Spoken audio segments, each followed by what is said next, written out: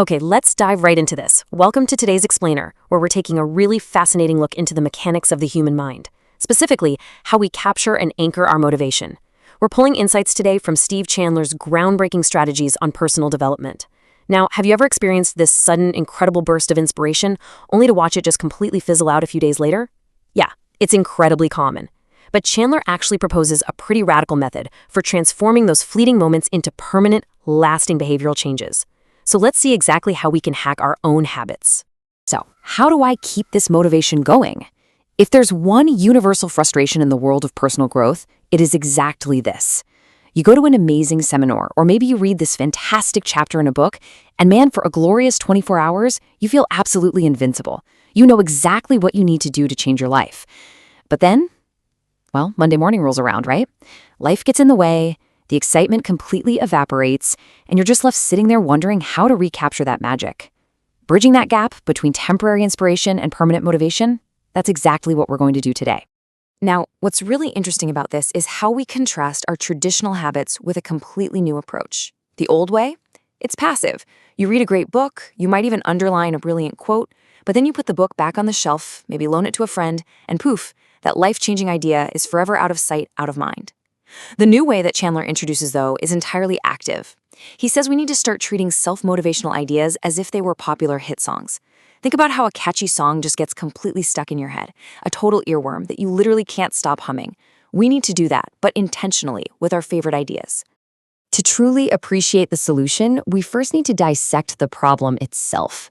Let's look at the fading motivation problem. Just look at this quote. "I loved what I learned, but a few days later, I was back to my old pessimistic self." This perfectly encapsulates the pain point. Chandler fears this constantly from his audiences. And honestly, it's incredibly relatable, isn't it? Despite our absolute best intentions, gravity just seems to pull us right back down to our baseline habits.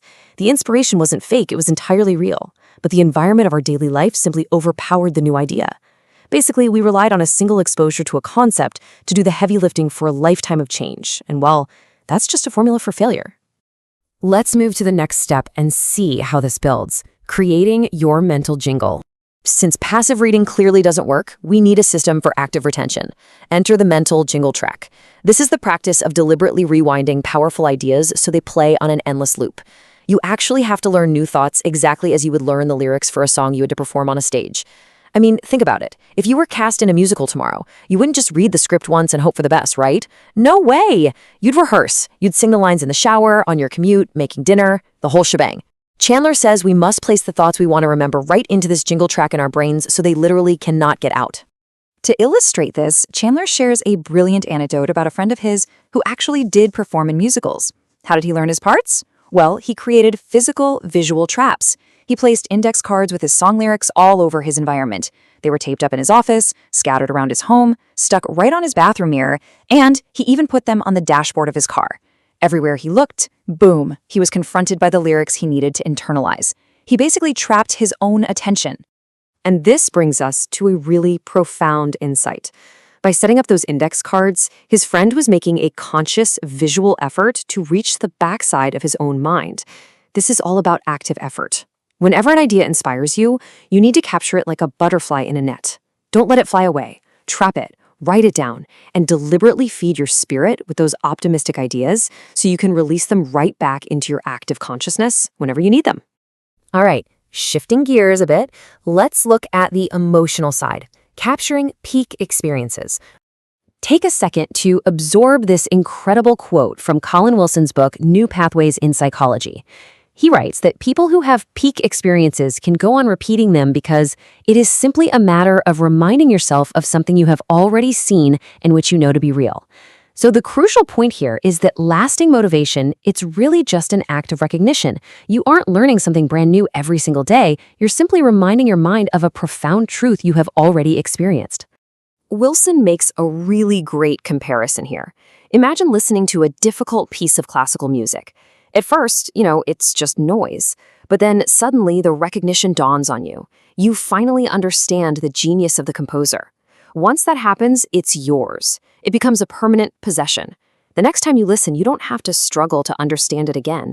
You just reestablish contact with that greatness. Motivational breakthroughs work the exact same way.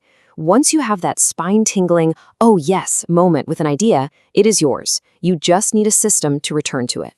Which brings us perfectly to our next metaphor, the foreign language approach.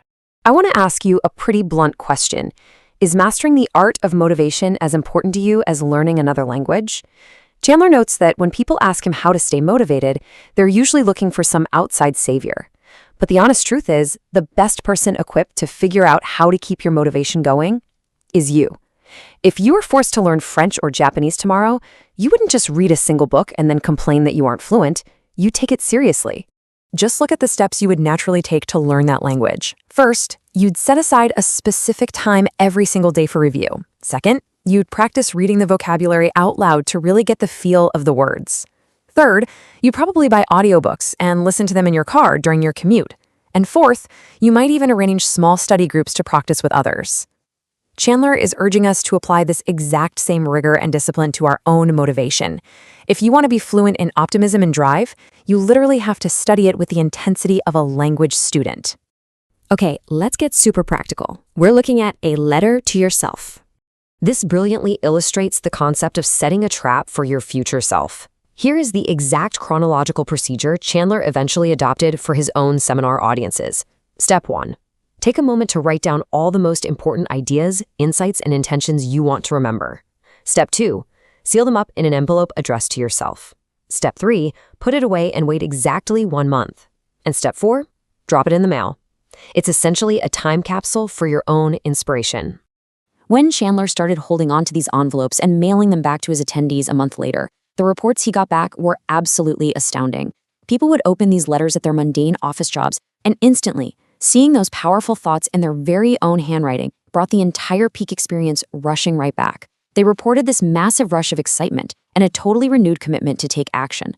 They had successfully reminded their own minds of what they already knew to be true. Which brings us to the core philosophy of this entire explainer. Treat yourself to your own best thoughts. You don't always need a new book, a new guru, or some new life hack. You already possess the ideas that make the world bright and comprehensible for you. You've already had those oh yes moments. Your only job now is to deliberately, continuously, and creatively remind your mind of them. So, I leave you with this final, provocative question straight from Chandler's text.